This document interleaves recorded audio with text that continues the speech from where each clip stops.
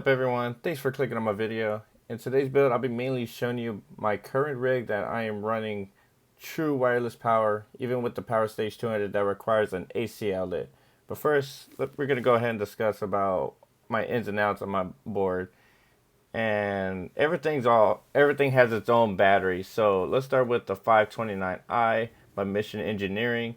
That is powering my GLX D16 by Shure. And then obviously we do have the Powerstage and the QC and my guitar cabinets over here. Now I have a 1x12 cabinet by Mesa. And if you want free captures of the Precision Drive and the JP2C, you could go ahead and follow me on the Cortex app just by Adam Alvarado. And these are the exact settings that you see here on the picture. Thanks.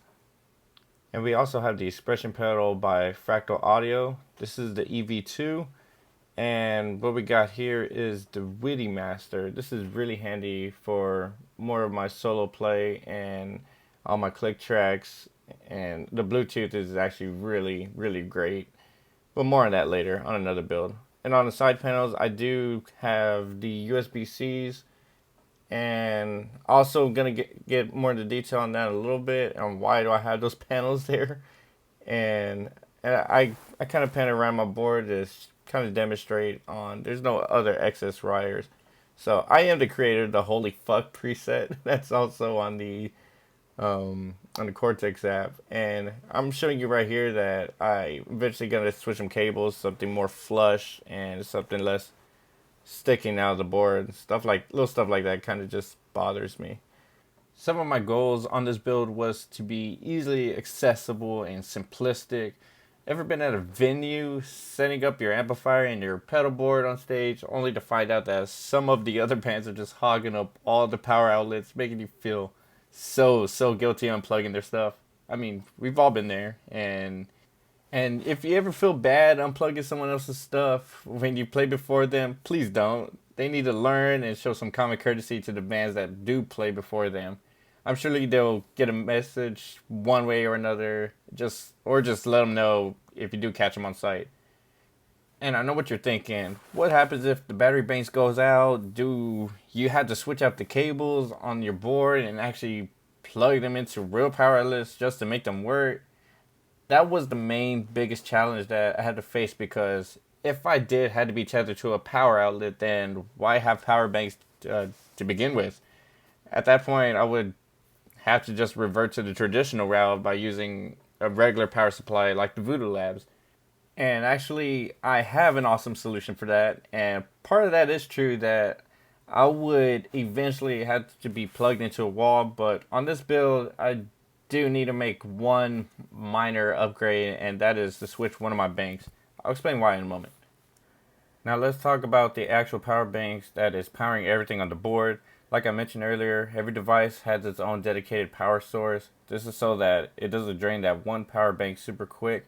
Quick as in it won't even last an hour or a small jam sesh. I went ahead and chose these Omni banks, and to be brutally honest, these banks are rather expensive, but I do love the Omni 20 Plus's monitors. It shows you what power is coming in and out and how much time it has left, in which I think is very handy instead of looking at a couple dots on the power bank itself. But some of the main reasons I went with these is how skinny these things are, and most of all, its weight factor. I've went through quite a handful of power banks myself that were just too bulky and unnecessarily heavy, and ended up buying larger rubber feet for the board. The rubber feet turned out to be a nice addition to the board, so I can't really knock that out. The one minor upgrade, or change rather, I had mentioned earlier was to switch out the Omni mobile bank to another Omni 20 Plus. My initial game plan into buying power was, hey, these things have to pump up to at least 60 watts of output power, and that's enough to power my quad Cortex no problem, in which all that is correct, but it only charges through USB-C. So as for having the Omni mobile, I would have to constantly flip my board up and down, fumbling cables again, and messing with cables like that is cringe. And even though it contains more power than the 20 Plus, it was just a total bust for me. I even went far out as trying to find hubs or mini dock stations, but it was clearly not that simple. With another OmniCharge 20 Plus, it'll give me an additional AC output to stick per se and Aki wall outlet, coming with 60 watts through USB-C through my 529M by Mission Engineering to the Quad Cortex, leaving the USB-C port open for the side panel so I can recharge them very easily. And that I love about this, if the power banks, for example, are dying, I could just charge them and still have them function no problem. Even a Powerstage hauling all that power, I am still able to get a quick charge with my banks with no sweat at all.